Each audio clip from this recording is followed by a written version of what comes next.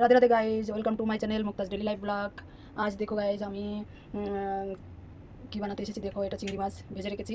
এটা তোমরা দেখে নিশ্চয়ই বুঝতে পেরেছো এটা কি। এটা কচুর ফুল, চিংড়ি কচুর ঘন্ট করব। চিংড়ি কচু না, কচুর ফুল আর চিংড়ি দিয়ে।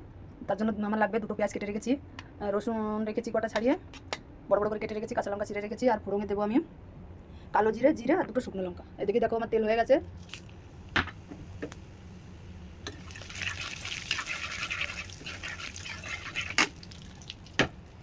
এবার আমি রসুনগুলো আগে দিয়ে দেবো।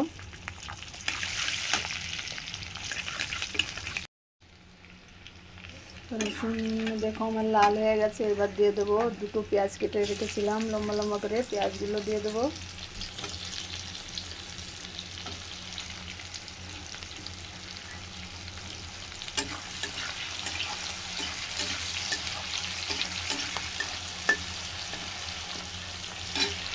পেঁয়াজটা লাল হয়ে গেলে, লাল হয়নি, এবার কাঁচা লঙ্কাটা আমি রেখেছিলাম সেটা দিয়ে দিয়েছি।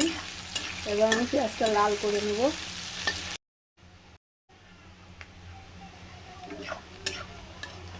বন্ধুরা দেখো আমার পেঁয়াজটা লাল হয়ে গেছে, আধা লাল হয়ে গেছে, আমি পুরো ব্রাউন করিনি, কিন্তু আমার কচু ফুলের রঙটা যেমনি আমার সেরকম থাকতে হবে পেঁয়াজটা, তাই আমি পুরো ব্রাউন করিনি। ঠিক আছে, তোমরা চাইলে পুরো লাল করে নিতে পারো, কোনো অসুবিধা নেই।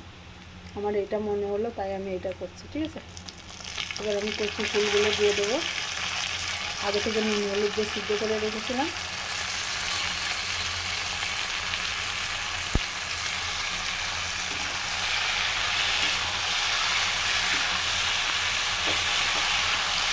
এবার আমি ভালো করে নেড়ে চেড়ে আমি 10 মিনিট ঢেকে রাখবো। এবার এর উপরে আমি একে একে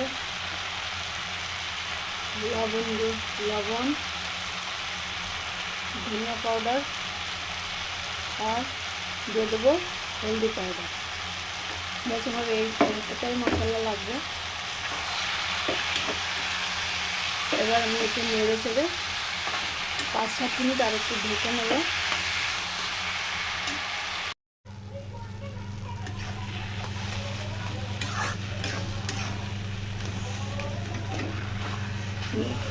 বন্ধুরা আমি ঢাকনা খুলে একে এইভাবে আমি করে নিয়েছি।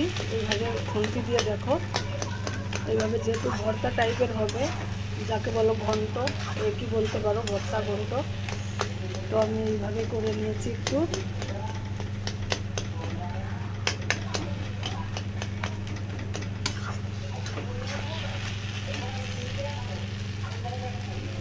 এবার আমি চিংড়ি মাছটা দিয়ে দেবো। চিংড়ি মাছটা দিয়ে দিয়েছি। চিংড়ি মাছ দিয়ে আবার একটু আমি এরকম নেড়ে চেড়ে একটু 10 মিনিট আবার ঢাকা লাগিয়ে রেখে। এখন আমার দেখো হয়ে গেছে, ঢাকা খুলে নিয়েছি, খুলে আবার একটু ঘেটে নিচ্ছি, একে নেড়ে চেড়ে নিচ্ছি। দেখো একদম ভর্তা হয়ে গেছে। এবার আমি দিয়ে দেবো পাতিলেবুর রস,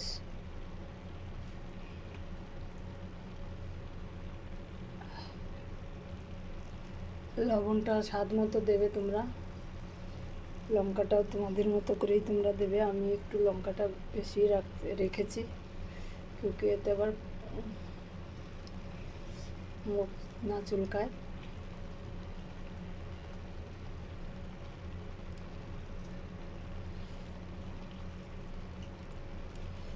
এবার লেবুটা দিয়ে আমি আর একটু নেড়ে চেড়ে নেবো। নেড়ে চেড়ে এবার নামিয়ে নেব।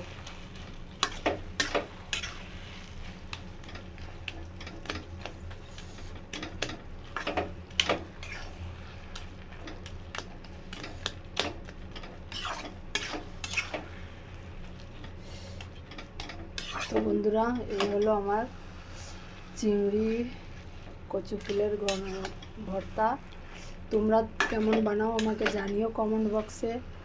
আর আমার রেসিপি, আমার ছোট ছোট যে ভিডিওগুলো আসে সেগুলো পছন্দ হলে, ভালো লাগলে লাইক কমেন্ট আর শেয়ার করতে ভুলো না।